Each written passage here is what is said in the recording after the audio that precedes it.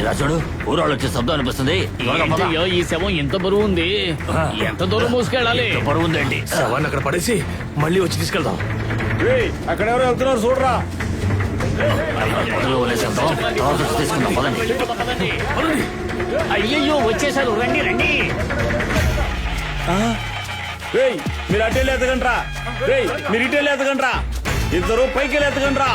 నాదమ్ముని body గాని దొరకలేదు, ఊళ్ళో ఒక్కడిని కూడా వదిలిపెట్టేదే లేదు.